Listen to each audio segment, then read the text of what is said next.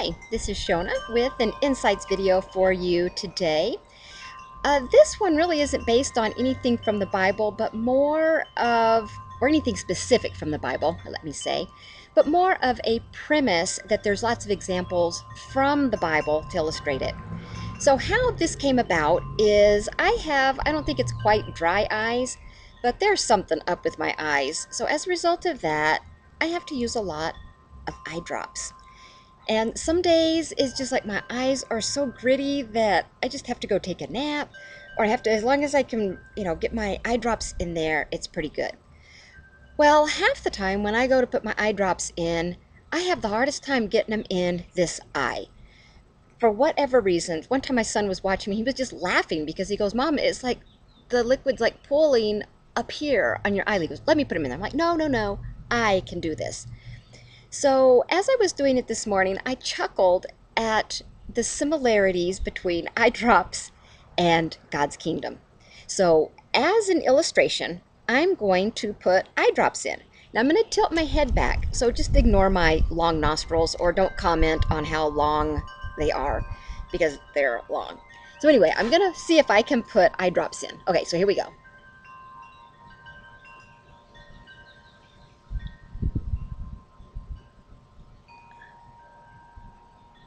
Okay, oh, shoot, I didn't get a Kleenex. Anyway, can you see it running down my face?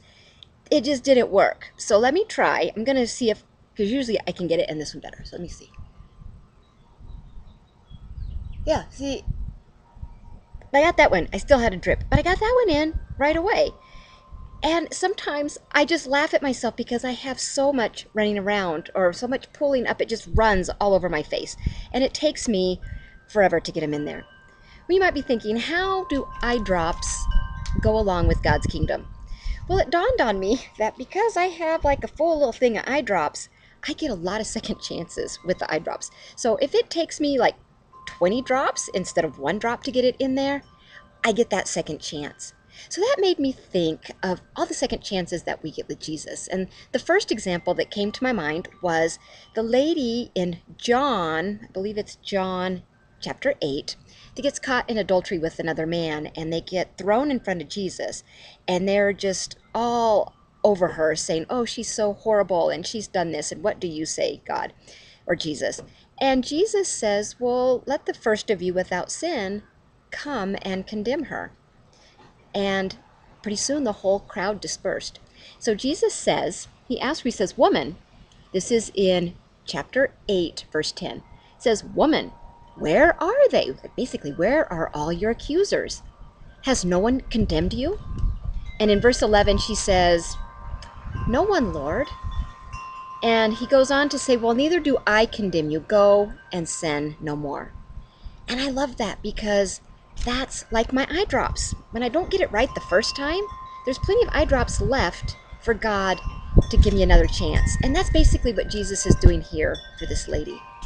Now, there are so many, and I really don't have any Bible addresses for you, but I thought of David. David did so many bad things in his life. He committed adultery with Bathsheba. She ended up pregnant, and he had her husband Uriah killed. Those are not good things, but yet David was the apple of God's heart, or no, of his eye, apple of God's eye. And that's a beautiful second chance. God is the God of second chances. That's why we got Jesus. That's why we got redeemed, because he redeemed us. There's so many second chances that we get, but we have to have Jesus as our Savior to really take advantage of that. We have to love him, and when we love him, then he loves us, but he's able to show his love back to us by redeeming us and giving us a second chance. So when I make the mistake of doing something that I know better than to do, I don't want to live in that sin, and I don't want to abuse grace. But I know that if I'm truly repentant, that I'll get a second chance, that he will give that to me. He's the God of second chances, and we get that because of Jesus.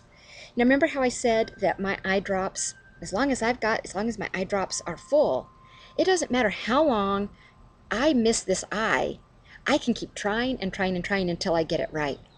Well, just like this little bottle, God's love is always full. It never runs out for us. So God's like these eye drops, that as long as He's full, as long as we have, and as long as we cherish these eye drops, as long as we cherish God and Jesus, and we really try to do the best, and as long as I'm trying my best to hit my eye, I'm going to eventually get it right and get that drop in my eye. Just like God is eventually, He's going to smile on me as I'm really trying hard to get it right. So I hope that that's a truth, that if you have a hard time or you're struggling with not being good enough for God, just quit it, because you are good enough for Him. If He's your Lord and Savior, you're good enough for Him, and He's going to give you do-overs when you need it. And He wants you to try harder, and He wants you to get it right, and He wants you to work things in His way.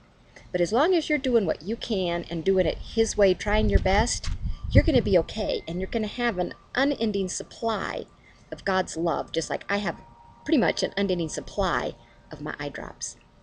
I hope this has spoken to somebody. If you have any questions or any insights, I would love you to share them with me. And if you do eye drops, I hope you're better at it than I am.